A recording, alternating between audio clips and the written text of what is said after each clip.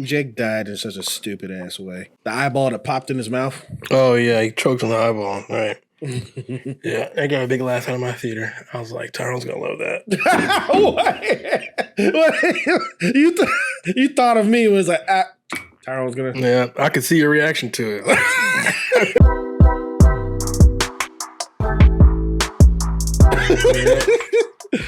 Yeah, that was my reaction.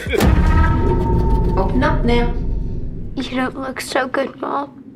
Nothing a big old kiss from you won't fix. Wait! Before we get into this crazy horror gory film that's in the theaters right now, please do us a favor. Hit that subscribe button right at the bottom. This is not anything dealing with Sam Raimi's direction or writing. He did executive produce this with Bruce Campbell, the original Ash. It's not taking place in a cabin. No. They did a switcheroo in the beginning of the film where they did a little fake out, right? Yeah, they did a fake out, made you think, oh, these gonna be the characters of the film. Nope, it was just a really awesome title introduction. Boy, just the Evil Dead rise above those trees. I was like, that's awesome. But before we get to that, the first shot of the film is like a drone shot that's like roaming through the forest, right? The Sammy crawl. Mm-hmm. And I gotta say, this was the ugliest shot I've ever seen in my life. I'm like, oh, that's ugly.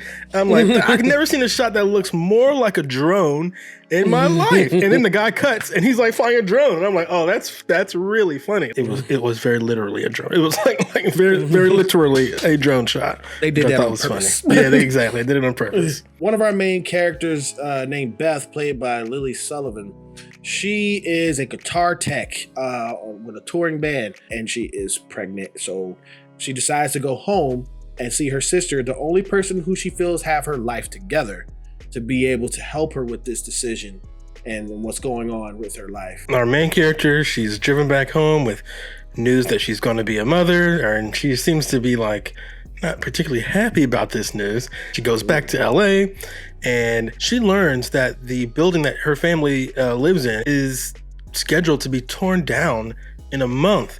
And she's like, what? Her sister's husband has run off one day. She don't know what's going on with that. The apartment's being torn down. We got to move. Everything's happening at one time, you know? That was a lot more character setup than I was anticipating. I thought, okay, we'll just be hack and slash, kill everybody type thing. Everybody's going to be archetypes. But no, the movie starts off pretty strong with some pretty well-defined characters. There is an earthquake. The earthquake causes a hole to open up in the apartment garage. And there's this rumor, this little rumor, that this building used to be a bank. And this bank is haunted, but supposedly by some ghost. And they're like, yeah, whatever. But when the hole opens up in the garage, little boy, he's like, I want to see that. I want to see that ghost, baby. Show me the ghost. And so he goes down there to go find the ghost. If he doesn't find the ghost, what he finds is the Book of the Dead. Yeah, the Necromonger. As we know, you don't read from the book. Cue in The Mummy. No! You must not read from the book! Not only is this kid nosy and he goes out here and sees his book, he is an inspiring DJ. Right, this is a very musical family. Very musical. He ends up reading from it, but reading from it from these vinyls that was with the book. Yeah, which I think is really clever. And they told the story behind it and everything. I don't know about you and your theater, but my theater was freaking rocking. Man. Yeah, the sound is really good. The sound design is crazy, especially on that part. And I loved it. I loved every single minute of the sound. That stuff is very interesting, but when you think about it later, it actually is just covering up a lot of really basic horror movie tropes, which is not necessarily a bad thing. For example, in the film, because of the earthquake, they have no power, so they can't communicate with the outside world. Just like in every horror film, it's taking out the elevator and it's taking out the stairs. So now they're trapped in their apartment, so they're trapped in one confined spot. keeps the budget down. There's There's only one way to get out, and it's through the fire escape from another room where it's blocked off. Exactly.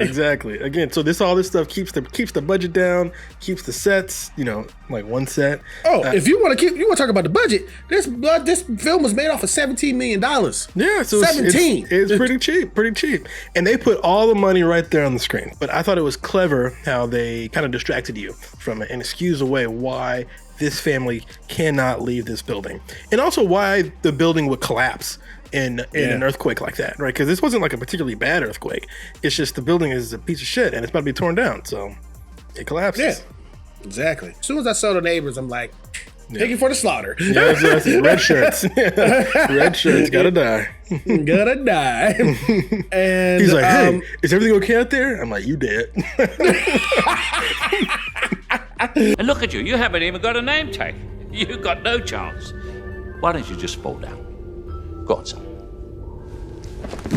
As compared to the other Evil Dead films, what do you do if you have to take out a family member? Right. Because in the previous films, Ash was going up against his friends. And the rules for this one, if you're not familiar, you can't just like shoot him in the head. You gotta freaking dismember your sister.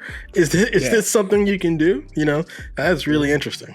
That's how you kill a Deadite. So the main actress who is possessed by this, her name is Alyssa Sutherland. I believe she's Australian, and she did a great job with the physicality. It hits her, boom, flows back into the freaking elevator, and she hears all these sound and stuff, and the elevator starts coming apart and the wires start wrapping around her. That happened in the scene with the vines that was in Evil Dead 2. And I'm like, okay, you paying homage, I get it. And yes, there's a boomstick in this film. There is a chainsaw. All that beautiful stuff that you would expect out of an Evil Dead film is in it, but it's not forced in your face like Mario going to get a freaking mushroom. Exactly. And even some of this stuff, like we all know a chainsaw is going to show up at some point in this film, right? But they established very early that their next door neighbor is the lawnmower man. And he's got his lawnmower truck in the garage right there for you to see. And the camera's just like, boom. And you're like, yeah, we know. And the camera's like, I know that you know, and you know that I know was about to go down. It's not like you're saying like with Mario where some of the nostalgia stuff or reference stuff is like completely overdone and it's very annoying. This one, it's like, I know you're expecting this, but just give it a second, please. The chainsaw's here. Come. It's downstairs. Okay, it's here. Just give me a second. And that kind of stuff I really enjoyed. This new age of film relies a lot on digital effects. Not this one. Right, yeah, there's a lot of practical effects here. They used over, I think they said 6,000 gallons of fake blood. Right. In the scene that's paying homage to the Shining.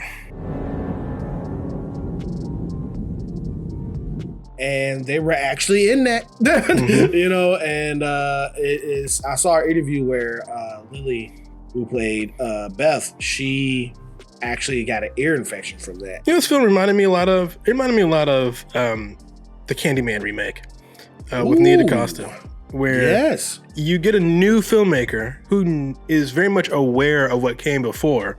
And there's winks and nods to it, but they're not like a slave to it. You know what I mean? They do their own thing and they have their own voice. You can tell there's a lot of passion behind the film. And I really enjoyed that quite a bit. To add a testament to that, as you know, Sam Raimi, I love Sam Raimi. We all know we know Tyro. I've talked about it several times.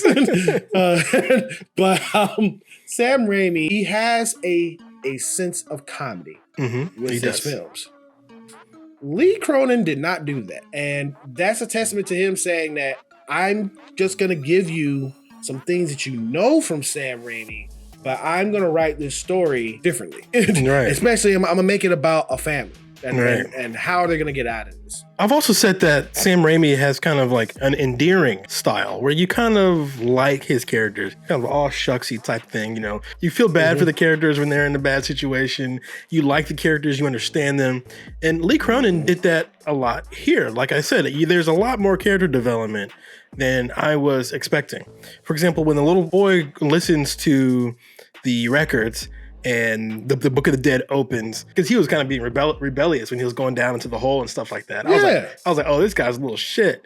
But instead, he was like, I'm so sorry. I didn't know, and you felt really bad for him. And then when bad things happen to that character, you really hurt for him. You're like, oh man, you saw your mother go through all this, and bad things happen to you.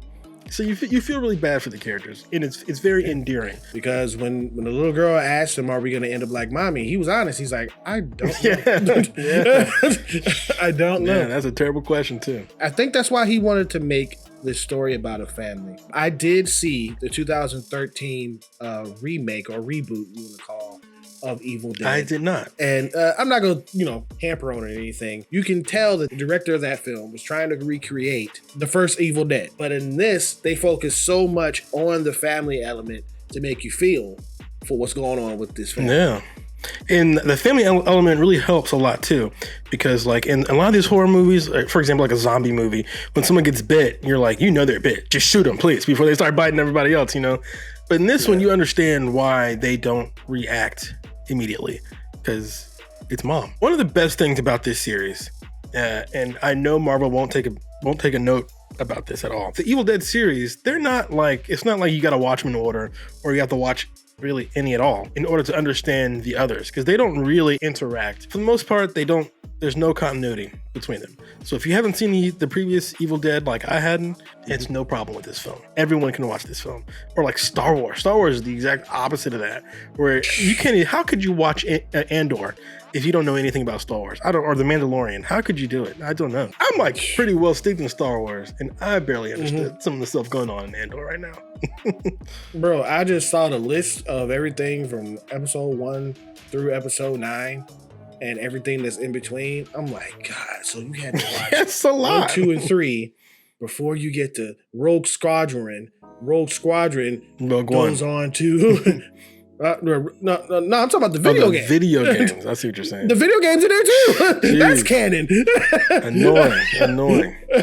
You don't have to worry about all that stuff here. And then, so no, I know this is not a Star Wars video, but there's a Rogue Squadron and a Rogue One, and then there's a planet Endor and a character named Andor. I'm like, can we please clean this up a bit? But anyway, with this film, I was pleased with this. I was going into this expecting like, okay, are we gonna have like a whole bunch of jump scares? Yeah, me and too. All this stuff. I'm like, no, didn't have jump scares. Okay, and I thought it was gonna be just like CGI stuff, but no, this guy Lee Cronin knows what he's doing. From what I've seen with this, I haven't seen anything else that he's done, but this guy knows what he's doing. He knows how to pay homage to the previous film, and he knows how to make it his own at the same time. Especially by putting characters that we feel for. These aren't just throwaway characters. By the end, you're like, damn, she had to do that. Right. But one interesting thing about what you're saying, though, and I just now thought about it, is like the throwaway characters that were there, like the neighbor and stuff like that, a lot of them got killed off camera. Like yes. the hard kills are only the kills we get to see. The easy ones, another character takes care of that off camera. That's like, you don't know. Too easy for you. You get only the hard stuff. That's great. I love that. That's great. And with that, man, I would have wanted a little bit more comedy.